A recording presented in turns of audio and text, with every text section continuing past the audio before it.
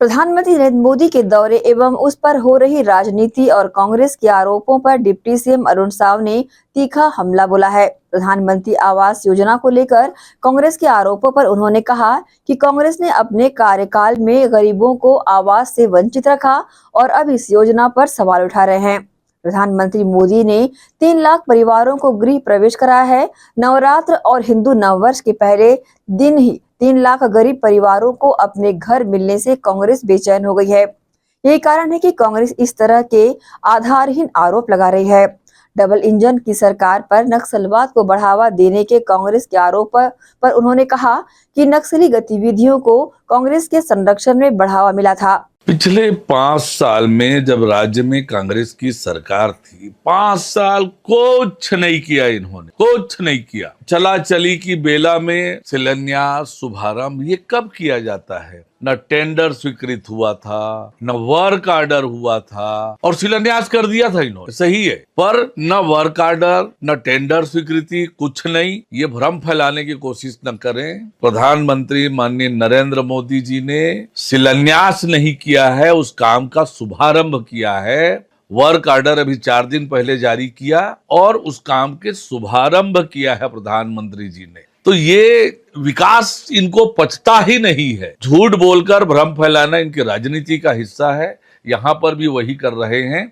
वास्तविकता को जाने, प्रधानमंत्री मोदी जी ने उस काम का शुभारंभ किया है। 5 साल जिस कांग्रेस पार्टी ने गरीबों को प्रधानमंत्री आवास से वंचित रखा, आज प्रधानमंत्री आवास पर सवाल कर रहे हैं। प्रधानमंत्री जी ने 3 लाख परिवारों को गृह प्रवेश कराया है, किस्तें दी है, और हमारी सरकार बनने के बाद जो हमने वादा किया था कि पहला काम मुख्यमंत्री आवास में जाने से पहले 18 लाख प्रधानमंत्री आवास को स्वीकृति प्रदान करेंगे, वो स्वीकृति प्रदान की गई और उसी का नतीजा है कि 3 लाख परिवारों को कल गृह प्रवेश कराया गया। नवरात्रि के पहला दिन, वर्ष प्रतिपदा के दिन, हिंदू नव वर्ष के पहला दिन, ये 3 लाख गरीब परिवार इनके आंख में चुभ रहे हैं कांग्रेस को कि हमने इनको प्रधानमंत्री आवास से वंचित रखा और इन्होंने दे दिया। ये उनके पेट में दर्द है, इसलिए इस प्रकार की बात वो कह रहे हैं। देखिए, ये तो नक्सलवाद के और नक्सलियों के संरक्षक थे, अपने केडर के रूप में उसका इस्तेमाल किया इन्होंने।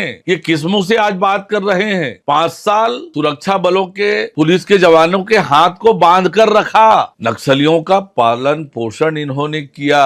आप कुछ नहीं कर सकते, केवल झूठ बोल सकते हैं, केवल भ्रम फैला सकते हैं और भ्रष्टाचार कर सकते हैं। ये 3 ही काम आप कर सकते हैं, इससे ज्यादा और कोई काम आपसे होगा नहीं, और इसलिए जनता आपको शून्यता की ओर लेकर जा रही है। देखिए, बस्तर में एक तरफ नक्सल उन्मूलन का लगातार अभियान चल रहा है, वहीं अलग अलग योजनाएं भी हमारी चल रही है बस्तर की तरक्की, विकास और वहां के लोगों की खुशहाली के लिए। नियत नीला नार योजना चला रहे हैं, फिर हमने बस्तर ओलंपिक का आयोजन किया, अब बस्तर पंडूम का आयोजन हमने किया है। वहां की कला, संस्कृति, सभ्यता, रहन सहन, खान पान, पहनावा ओढ़ावा, इन सब को बढ़ावा देने के लिए तो एक तो देश के गृह मंत्री अमित शाह जी बस्तर पंडूम के लिए आ रहे हैं, साथ ही साथ नक्सल उन्मूलन के जो अभियान चल रहे हैं उसकी भी चर्चा, उसकी भी समीक्षा वो करने वाले हैं। तो निश्चित रूप से हमारी सरकार अमित शाह जी के फोकस करके काम कर रहे हैं बस्तर को नक्सल मुक्त बनाने के लिए। देखिए,